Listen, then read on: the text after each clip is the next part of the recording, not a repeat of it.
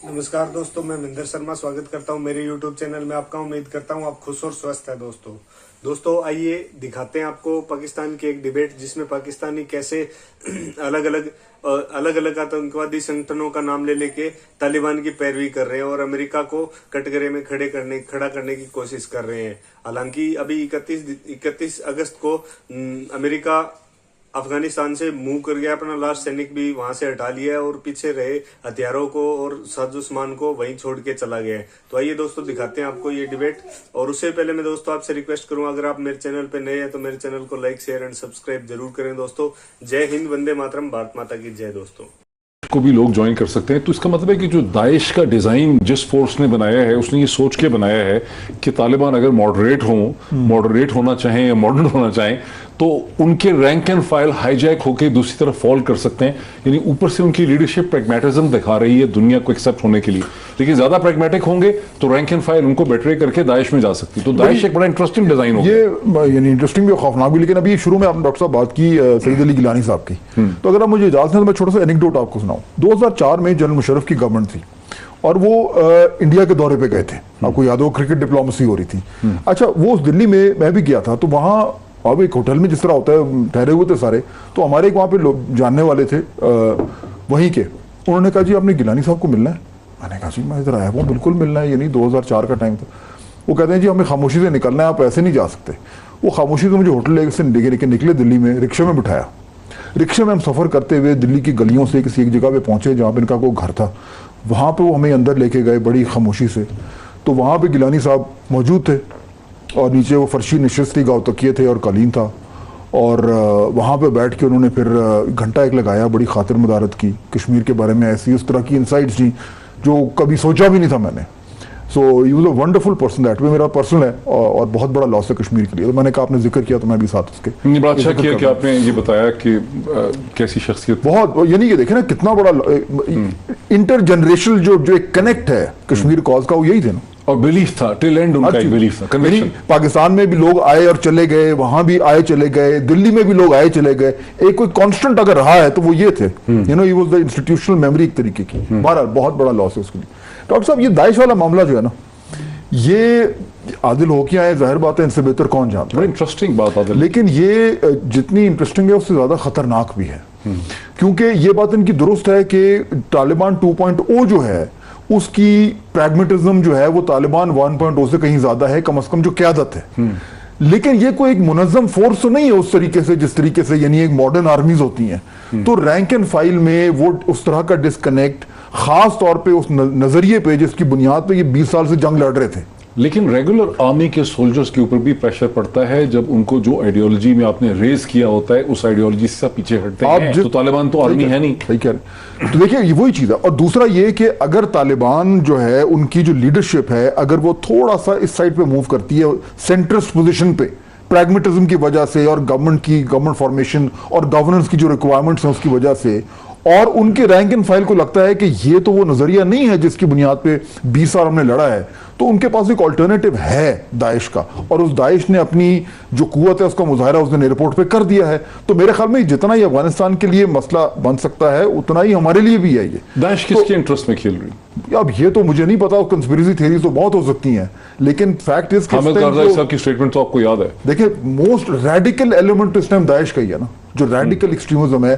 TTP के कई लोग हैं, वो कौन साहब थे जो पहले यहाँ पे तर्जुमान थे और वो दाइश में जाके ज्वाइन कर लिया उन्होंने। तो दाइश एक एक्सट्रीम रेडिकलिज्म के लिए एक ऑप्शन बना हुआ है। उसको अफगानिस्तान की सरजमीन मिली भी है, वहां से अमेरिका का सेंट्रल कंट्रोल हट चुका है और तालिबान का उस तरीके से कंट्रोल अभी तो नहीं है। ये बड़ी इंटरेस्टिंग अभी वापस अगर जल्द साहब, ये तो फिर अगर इसको हम ये अस्यूम करें कि दाइश जाहिर है एक लैब क्रिएटेड स्क्रिप्ट है, जिन्होंने इसको स्क्रिप्ट को लिखा है, बनाया है, उन्होंने बहुत सोच समझ के दाइश को प्लेस किया अफगानिस्तान में। क्योंकि अगर तालिबान ज्यादा प्रैग्मेटिक, मॉडर्न और एक्सेप्टेबल बनने की कोशिश करते हैं तो उनका रैंक एंड फाइल जिस आइडियोलॉजी में बिलीव करता है वो तो फिर दाइश उसको रिप्रेजेंट करती। देखिए इसमें थोड़ी सी मैं एडिशन अगर कर दूं, देखिए जो कह रहे थे ना आदिल कि भाई अफगान तालिबान की हम जब बात करते हैं तो वो एलिमेंट्स जो मुस्तफीज होते रहे हैं पिछले दौर हुकूमतों में 20 साल में, वो भी, और मत भूलिए कि फौज थी इनकी 3 लाख की, वो मेल्ट तो ہو گئی ہے، لیکن وہ گئے کہاں پر ہیں؟ NDS کے لوگ تھے اور جو لوگ جن کو باقاعدہ ریکروٹ کر کے ٹریننگ دی گئی تھی وہ لوگ بھی ہیں جو اس وقت فی الحال تو چپ ہیں، لیکن وہ بھی اس طرح اٹھائیں گے. اچھا، داعش کے بارے میں ایک اور انٹرسٹنگ میری آبزرویشن ہے. I don't know us connect کر سکتے ہیں آپ ڈاٹس کے نہیں، یہ کرنا چاہتے ہیں کہ نہیں، کہ یہ عراق میں پیدا ہوتی ہے، اسے اسپلنٹر کہتی جاتی ہے القاعدہ سے. پھر امریکہ پہنچتا ہے، اس وقت امریکہ ٹوٹل کنٹرول تھا عراق پہ، اور داعش نہ صرف یہ اس کی اپنی ایک ٹیریٹری تھی، وہ باقاعدہ ٹریڈ کر رہا تھا آئل پہ دنیا کے ساتھ. پھر امریکہ پہنچتا ہے سیریا میں، تو وہاں پر داعش کا ایک جو حصہ تھا نصر فرنٹ کے طور پہ وہ سامنے آ جاتا ہے وہاں پہ. اب امریکہ یہاں آیا ہوا تھا، اور یہ 2013-14 میں جنرل راحیل شریف جب گئے ہیں امریکہ، اور وہاں پہ جب پہلی دفعہ وہ گئے ہیں تو ایک وزٹ کے ایک ان کی اسٹیٹمنٹ آئی جو کسی نے زیادہ یہاں پہ نوٹس نہیں کی. اف یو ریکال، انہوں نے کہا تھا کہ ہم داعش کو اس خطے میں نہیں آنے دیں گے. دیٹ واز وین ہمارے یہاں میڈیا اٹھا کہ بھی داعش ہے کیا چیز. تو جہاں امریکہ پہنچتا ہے یا تو داعش موجود ہوتی ہے، یہاں پہ آ کے بیٹھ جاتی ہے. اس میں نمبر 1. نمبر 2، طالبان کو تو کچھ سپورٹس حاصل تھیں بہت زیادہ طرف سے. داعش کو فائنینشلی اور جو مٹیریلی کون اور سپورٹ کر رہا ہے اس کو؟ کون سے ایسے لوگ ہیں جو افغانستان کو داعش کو استعمال کر کے افغانستان کے ساتھ کرنا کیا چاہتے ہیں، کیوں کرنا چاہتے ہیں، یہ بات سمجھنے کی ہے. اور تیسری چیز یہ ہے، دیکھیے ہم آئیڈیالوجی کی بات کر رہے ہیں، سب کچھ بالکل ٹھیک بات کر رہے ہیں. طالبان کی سوچ اور داعش کی سوچ میں ایک بڑا میجر فرق یہ ہے کہ طالبان کا جو ایجنڈا ہے وہ افغانستان ڈریون ہے. ان کا افغانستان سے باہر اس وقت کوئی اب تک تو کم از کم کوئی ایسی چیز سامنے نہیں آئی. داعش کا ایک جو سوچ ہے جس کی اب یہ ترجمانی کر رہی ہے، وہ ایک انٹرنیشنلزم پہ یا پین اسلامزم پہ کی بات کر کے جا رہے ہیں. تو ان کا کنیکٹ اس لحاظ سے تو ہو سکتا ہے کہ ہائرڈ جو گن فار ہائر ہیں وہ چلے جائیں ان کے پاس، لیکن in the sense that the Taliban defecting to them because of ideology, I don't think so, کیونکہ سوچ میں فرق ہے. ایک چیز اور جو ہمیں بھی یاد رکھنی چاہیے کہ جو فٹ سولجر ہے یہ بھی کہیں سے تو آیا ہے نا، اس نے بھی تو سفر کیا ہے نا سارا. کیا یہ تیار ہے to continue to that kind of a thing? اور فائنلی جو میں فار اینڈ دس کہ جو لیڈرشپ کی ہم بات کر رہے ہیں، کیا ان کا اتنا ڈسکنیکٹ ہے ان لوگوں کے ساتھ؟ یہ وہ لوگ ہیں جنہوں نے مار کھائی ہوئی ہے، جو گواٹاناما کا بھی سفر کر چکے ہیں، وہاں بھی انہوں نے نقصان اٹھایا ہے، یہاں بھی مار کھا چکے ہیں وہ لوگ.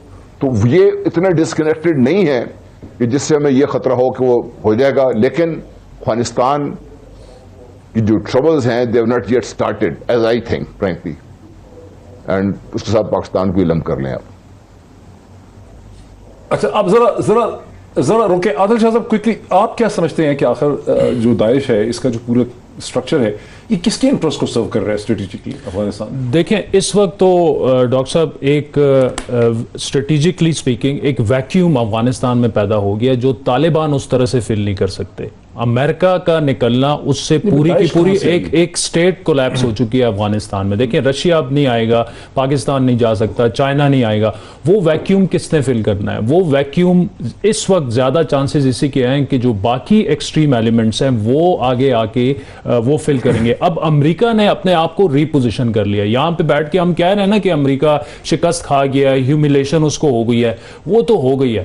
اس کو وہ پیچھے پھینک کے اس وقت وہ ری پوزیشن ہو گئے ہیں اور وہ کچھ بھی کروا سکتے ہیں اور کر سکتے ہیں افغانستان میں ان پراکسیز کے ذریعے. کے پیچھے امریکہ ہے؟ میں یہ نہیں کہہ رہا کہ ان کے پیچھے ہے، لیکن اگر وہ چاہتے ہیں کہ افغانستان میں ڈی اسٹیبلٹی برقرار رہے تو داعش اس کو ان کے پاس بڑا اچھا آپشن ہے، ان کو فنڈ بھی کریں. اور دوسرا دیکھیں پنچیر میں جو سچویشن ڈیولپ ہو رہی ہے نا، اگر امراللہ صالح اور داعش کا نیکسس ایک ڈیولپ ہو جاتا ہے، امراللہ صالح عجیب و غریب نیکسس ہوگا، وہ دیکھیں نا ایک نہیں، اس کو کیسے سیل کریں گے؟ نہیں، لیکن اس بات کے بھی تو ثبوت کافی اب سامنے آ چکے ہیں کہ این ڈی ایس اور داعش کے بھی آپس میں رابطے تھے. امراللہ صالح ایکسپلائٹ کرتا رہا ہے داعش کو طالبان کے خلاف.